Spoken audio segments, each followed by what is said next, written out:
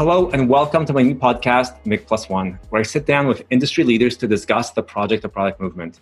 I'm Mick Kirsten, founder and CEO of TaskTop and best-selling author of Project to Product, How to Survive and Thrive in the Age of Digital Disruption with the Flow Framework.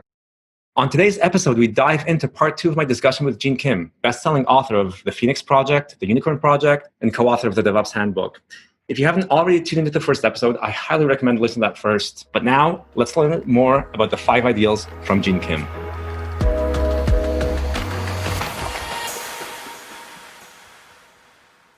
Let's move on to the third gene. So the third ideal, improvement of daily work. So to me, this is the one I probably try to remind myself and my teams of the most frequently, right? This is on a daily and weekly basis, the most important one to ask yourself where this is going, how this is going. Give us some more color on this one, because there's different ways of thinking about it. I think the power of it is the way you interpret it for your own teams. But tell us more about this one. Yeah, so the improvement of daily work, that actually showed up in the Phoenix Project as well, which came out in 2013. And that was very much informed by the Toyota production system. There's a statement, an implication that improvement of daily work is even more important than daily work itself, which is sounds crazy. And I think one of the most famous examples of this is the Toyota andon cord. It's probably one of the most recognized and studied tool in the Toyota production system toolkit. And so that's the famous cord that's on top of every work center that every line worker is trained to pull when something goes wrong. So if you create a defective part, you pull the cord. If you get a defective part from someone else, you pull the cord. If you have nothing to work on, you pull the cord. Even if the work takes longer than documented, you pull the cord. And when you do, the entire assembly line stops. And one of the kind of the shocking statistics that certainly shocked me when I took this training in 2011 was how frequently the andon cord is pulled in a typical day in a typical Toyota plant. And the answer is 3,500 times a day, which is just astounding, right? And so just a quick clarification, right? The andon cord is pulled 3,500 times a day, and the assembly line stops if the problem cannot be resolved by a supervisor and the team within 55 seconds, right? So in other words, if the problem resolution takes longer than the attack time, then they stop the line. It doesn't stop 3,500 times. But I mean, it's such a great example of what they're saying is that to make systemic fixes is more important than the daily production targets. And one of the most vivid examples, reasons given for why they do that is people say that if we don't fix the problem then and there, tech debt accrues downstream, so it becomes more expensive or maybe even impossible to fix. And even more viscerally, they'll say, if we don't put in a systemic fix, we're going to have the same problem 55 seconds later. And so that's the notion of the daily workaround. And so daily workarounds exist in knowledge work. But the problem is that it's not as visible because our work takes longer than 55 seconds, but it is just as destructive. And so one can argue that improvement of daily work is even more important in knowledge work. And I think this is very consistent with something that you taught me was just a level of investment that the tech giants have made in improving developer productivity, right? The statistic that I shared with you, I was like, Mick, you'll never believe what I just learned. I met the product owner at Google who said they spend $1 billion a year on dev productivity, 1,500 developers. That was 2 years ago. You came back and said, oh, Microsoft is probably spending 3,000 to 5,000 developers on dev productivity. And it just shows the massive amount of investment given, which is almost opposite of what we see in most organizations where tech debt is ignored. And the people working on dev productivity, they don't have 1,500 developers on dev productivity. They put a summer intern on it. And so it's kind of the complete inversion of priorities at the tech giants versus what we see in kind of organizations that are stuck. So the notion is really greatness is not free. Greatness is created, and it comes through dedicating time to paying down technical debt, investing in architectures, investing in dev productivity. Yeah, exactly. And I think it's interesting that it worked in the last stage and it's still as important in this one, but I feel like it's been getting more ignored in this one, right? Where we think that, I think leadership often thinks that how much more important work is than improvement of work. I recently heard a horror story I actually heard this yesterday, where a person I deeply respect, they had a reorg within IT. So new leadership come in, and this is a person who's been learning a lot from the DevOps community, sharing a lot, and was told, well, if you're going out and having these speaking engagements and engaging, you clearly don't have enough work to do. So this is a pre-Taylor. So this is a Taylorist, even worse than Taylor, but what we associate with Taylorism. But this is a pre-Age of Oil and mass production mentality, right? Because again, in mass production, we realized that improvement of daily work was as important as the work itself, right? I actually think this becomes from just a complete misunderstanding of complexity and uncertainty, where we learned in manufacturing that it became more and more complex, right? They were always pushing the barriers of complexity. When you've got that much complexity, no one really can make a proper 12-month plan with every single activity that you can map out, which is what Taylorism was for, right? That's what Gantt charts were for, which is mapping out those levels of uncertainty to be perfectly decomposed.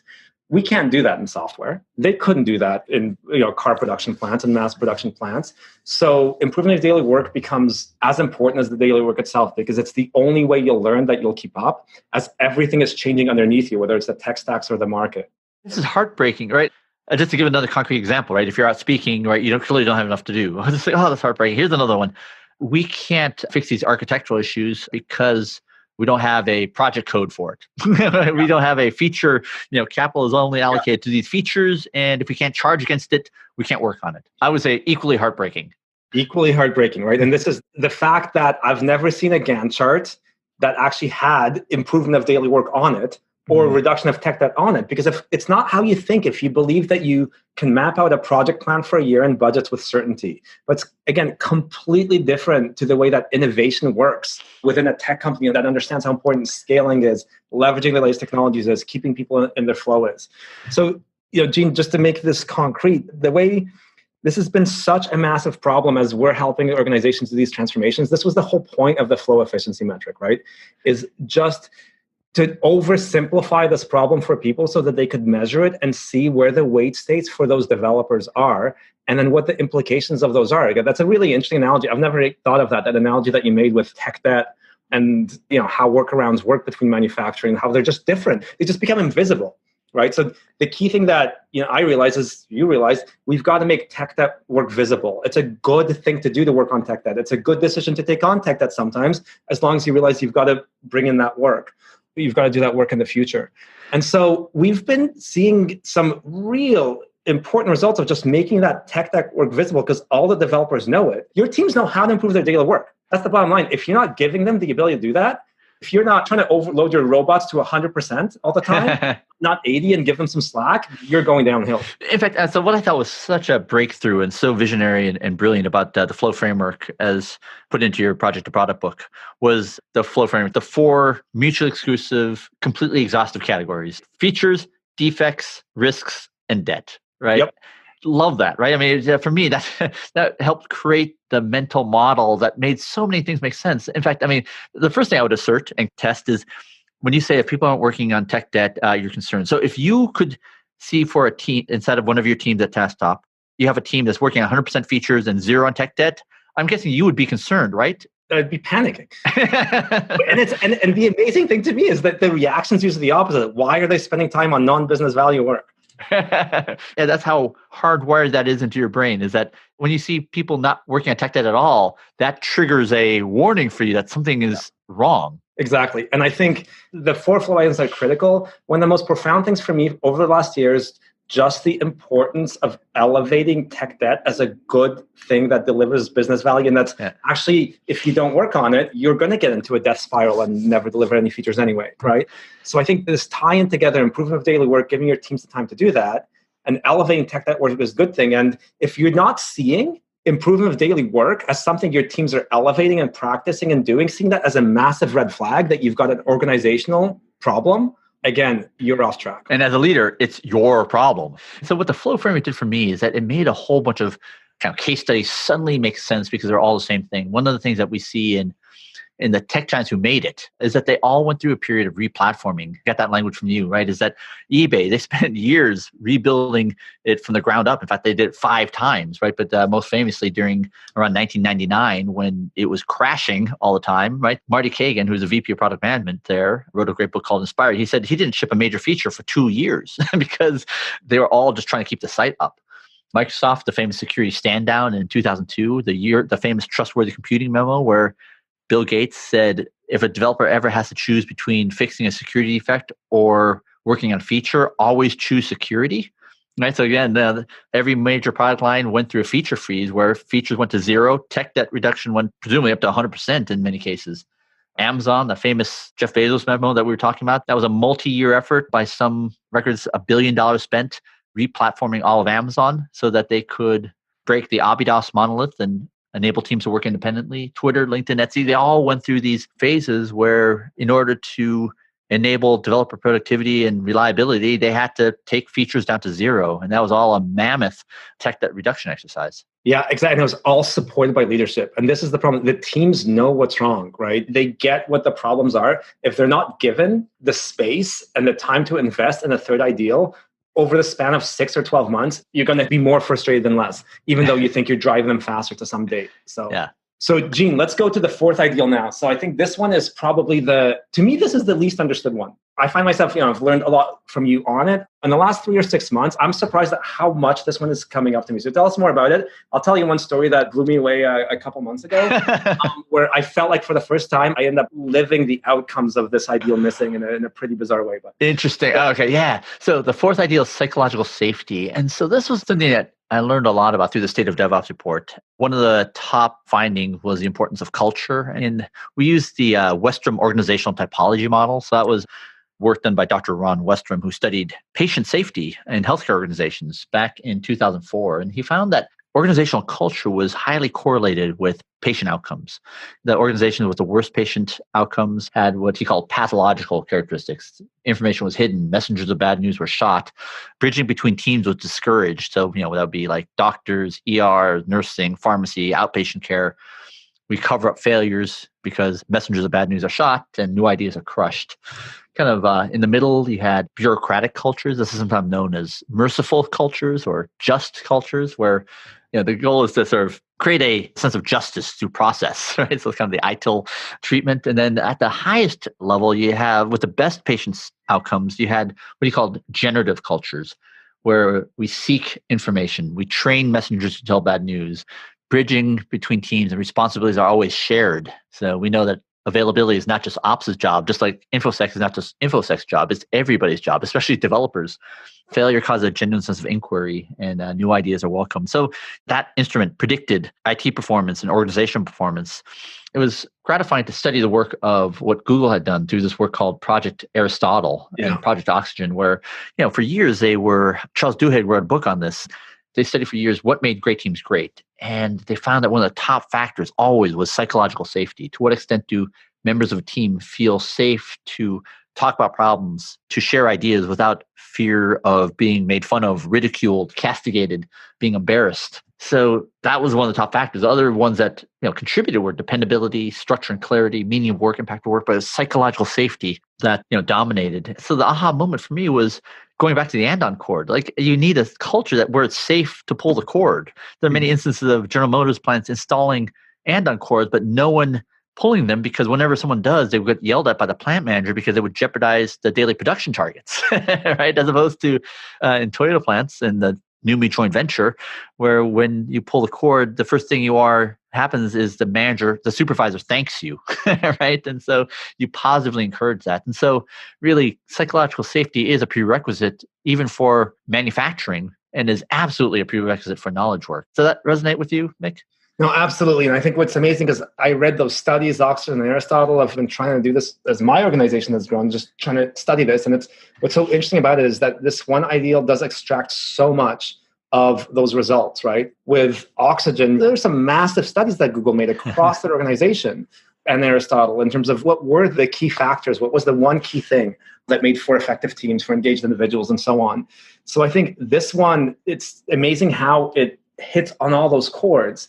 And I think the story, I guess my whole concern is just how often I see the failure modes of this in organizations, right? What's been really interesting to me, I'll just give you just one really quick story, is that at more senior levels, I think people have read this literature, just understand this and deeply care for their staff. I see the understanding of psychological safety. But then lower down, what's happened from just, legacies of command and control structures or CYA, modes of operating and so on, it's a massive issue. And it completely gets in the way of the third ideal. So we were working with this organization, and with the flow metrics, we're measuring their flow metrics and so on. And it's going really nicely. Leadership is totally bought in, the right mindset, commitment to the ideals. and everything is going swimmingly. But this one product value stream with around 100 people working on it, and seems like a great leader, both product and technical leader on it, keeps saying, no, we're not ready to show any of our flow metrics. The question was why? Like, I was thinking, like, you've got a great VP and CIO completely committed to this. And it just kept coming up, like, we actually just need to get more agile. Like, we're almost done deploying 100% of the scaled agile framework, but we just need to be 100%. And myself and Carmen, Diardo, and Dominica de Grandes are thinking, what is going on? Like, you've got someone who's committed to giving you more staff to help you improve. If you can just show them that you, for example, need some more staff to deal with your technical debt, right? They're trying to give you a gift. And it turned out to be that there was not in this organization the psychological safety for this person to show that they're actually investing time in tech debt reduction, because that was thought of badly previously, right? That they actually are not, they have some flow of some inefficiencies. It was just this bizarre disconnect between that direct level of the organization having no psychological safety because they think they're going to have their head shut off when people see how much work is being done on tech debt, versus the higher levels of the organization actually want to embrace this. And so Dominica's got us doing this in all these engagements, which is to actually say, none of this stuff will work. The third ideal stuff and the stuff above it won't work unless you've got a managerial commitment to psychological safety, because people won't share their problems with you. They've been hiding the tech debt work they've been doing for the last 2 years or 10 years. Why wouldn't they just keep doing that? Yeah, like one of the scenes that I got tremendous delight out of, like when I say delight, I mean like perverse delight, right? It's like, the first third of the book is like how slow everything is, how much process there is. And you would think in a crisis, the need for survival would allow things to go faster. And there was a scene where, because of Sarah, the VP of retail operations, right, the crisis actually forces her to put more approval steps in. And now every manager wants to be a part of the communications process, right? And so now everything that needs to be communicated needs to go get approved. And it actually chokes the flow of information. And now you have like too much information flowing with not enough trust. And everything gets even slower in the middle of a crisis, which so instead of going up and over one, right, up one, over one, and down one, now you have to go up two, over two, down two, right? Which it's amazing what the corrosive effects of psychological safety. And I think this is such a field that I'm just eager to learn so much more about in terms of it's just what can leaders do, because it's so complex. John Ossoff, in his feedback, he said psychological safety is so fragile, right? It's contingent on people's moods and their wounds from the past and the moods of the individual members on the team. It's more than just the leader, right? It is something far more complex and fragile than that. And it's so easy. I personally find it so easy to mess it up, right? When we were, this is years ago before I met Eugene, but we had our security incident, and I thought we were doing things with psychological safety. We weren't, and we completely messed it up, right? We were the opposite of John Allspa's view of blameless postmortem, even though I thought we were doing everything right. And since then, just having this organizational commitment to psychological safety through these various ways, like blameless postmortems, for instance, I think, again, is absolutely critical. And like every ideal, if you don't have the organizational commitment to each one of these ideals, something is wrong. And it has to come from every level of the organization. So let's give ourselves a few more minutes for the last one. This probably is the most important one. It all should start and end with this one. But tell us about the fifth ideal of customer focus. Yes. And so the fifth ideal is customer focus. It was created a year ago in Detroit with you, me, and Chris O'Malley, right? And we saw the most incredible demonstrations of this. And just to relay the story, right? We were walking to the CompuWare building, and I'm looking at the agenda. I'm like, oh my gosh, the first agenda item is a data center tour. I remember apologizing to you, Mik. I'm like, I thought this was going to be the most amazing day. I'm so embarrassed. I don't know why we're getting a data center tour. What are we going to learn from seeing their halon extinguishers? I think I might have just wasted an entire day flying you out. But then we saw it, and I think we were both blown away with what we saw, because you walk into this data center and it's empty. There are 2Z mainframes there, and in the rest of the data center are these outlines, like in a murder scene, these where the server racks used to be. And in the middle of each spot is a tombstone describing what the business process and application that used to run there and how much money they saved by getting rid of it. And so you get to see this tombstones as far as the eye can see in this large data center. And that's when it sort of popped into focus for me of the notion of core versus context. That was actually in the manuscript, but this really brought it to life, was the Dr. Geoffrey Moore's notion of core and context. Core are the core competencies of the organization that customers value, that create lasting, durable business advantage, versus context, which is everything else. So it may be mission critical, but customers really don't care about it, right? So all the things that CompuWare got rid of were things like the payroll systems and the treasury functions, things that customers didn't care about. And so by doing that, the reason they did that was that allowed them to take $8 million of cost out of G&A, outside of back office, and allowed them to reinvest that into R&D, which customers did value. And I thought that was such a great example. That really popped into focus for me. So the ideal is leaders in the organization, they prioritize the top level business goals and what customers value over everything else, as opposed to when leaders put their functional silo goals over everything else. And so that CompuWare data center thing was just such an aha moment for me. So I think the takeaway really is when we can unflinchingly ask ourselves, are we doing things that customers value? And if not, we should be asking, should we really be doing it at all? Yeah, exactly. This one, it just seems so obvious and it seems like it should go without saying, but it is for every organization whose purpose is to serve its customers. And those could be external customers, those could even be internal customers. But I think what's been so problematic about the way that IT organizations have evolved is they've not come from this, right? Most IT organizations out there either are or have come from cost centers, right? So they're structured and incentivized around internal activities, not delivery to a customer. This is the complete opposite in these high-performing organizations that you've been studying, right, Gene? Like day one thinking at Amazon is just that everything we do is about delivering value to the customer.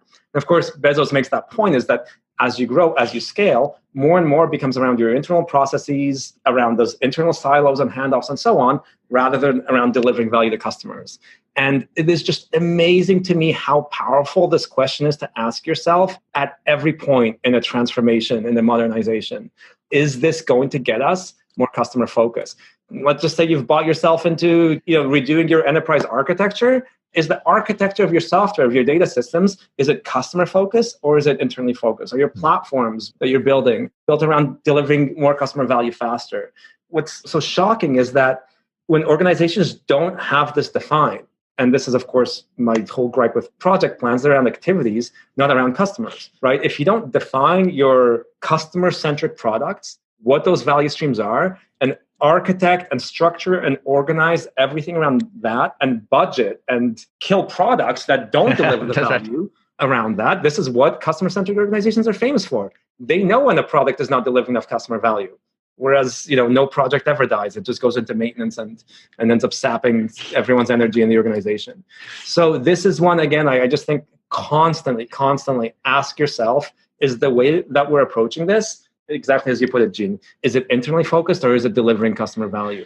And what I love about the story is like how, Chris and I talk about how the person who built up that data center over a decade plus, how did it feel for him? And he said it felt terrible, right? He spent 10 plus years building it up and now he's being asked to take it down. And he said he had to change the incentive so that we celebrate every ton of equipment removed, right? And so therefore that sign that says, 17 tons of equipment removed, all now being recycled and off to a better place, right? And so now the team takes pride in being able to, the more stuff they can get rid of, the more they can invest in things that customers care about. I thought that was just a great little lesson in there about what it takes to be customer focused. Key point of that lesson, I think, that was so profound to both of us is it's not easy. You've got people who've been building data centers, who've been building project management structures for their careers. One of the interesting things with project to product for me has been is the people in the PMO leaders who've embraced it, because they've realized those people have already understood and internalized the fifth ideal, because they've heard it from the CEOs, they've heard it from the leadership team, is that if they don't help manage the organization around customer value delivery, none of this will work, right? Yeah. So I think just the same mind shift that CIO had to have around tearing down this empire, which was not customer focused, it could easily be, it was actually slowing the organization down.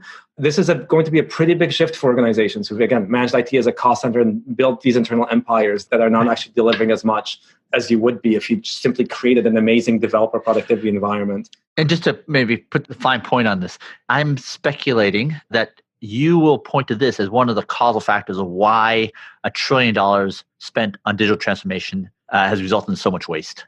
Absolutely. Because it's these IT for IT transformations. It's transforming for how IT works, not transforming for basically what you're trying to deliver, the digital experiences you're trying to deliver. It creates the wrong architectures. It creates the wrong incentive structures. And again, I completely agree with that, is that it's one of the main causes for the waste that we're seeing that in that McKinsey study. And again, it's just this cascade straight back up to the other ideals, right? Is your locality and simplicity defined around customer innovation? or around optimizing some internal process or ancient architecture. So, Gene, for me, the big thing, this is amazing. I've, as usual, learned a ton in this discussion, and now my head is spinning for how we can, again, I think, help others internalize these. And I think for me, the big thing is every organization out there who wants to get into this golden age needs an organizational commitment to the 5 ideals. And of course, then the Unicorn Project to me is an amazing tool because it allows you to read it in a narrative rather than listening to Gene and I on this podcast. So pick that thing up right now if you haven't yet. Any other closing words, Gene? Oh, no, that's just what a fun adventure this has been. And I feel like this work is important, is relevant to every organization out there. And I think what an amazing opportunity we have right now where, every top level business leader knows that we're in an age of disruption and there's some missing elements needed. And I'm hoping that this is an opportunity for the technology community to really bridge that gap and help paint a way out. And we'll get a level of cooperation and appreciation between business and technology that we've never seen before. So I think the future is bright and the best days are ahead of us and certainly not behind us. Yeah, exactly. And I think this is our path to that golden age that Carlotta predicted. So, Gene, where do people find the Unicorn Project, find you and tweet at you so you answer them or feel bad when you don't? Probably the best place to find me is on Twitter. I'm Real Gene Kim. And you can find the Unicorn Project at all fine book retailers of your choice. And you can certainly hit me up on LinkedIn as well. And I'm always at that DevOps Enterprise Summit. Thank you so much, Gene. Amazing discussion. And thank you, everyone, for listening.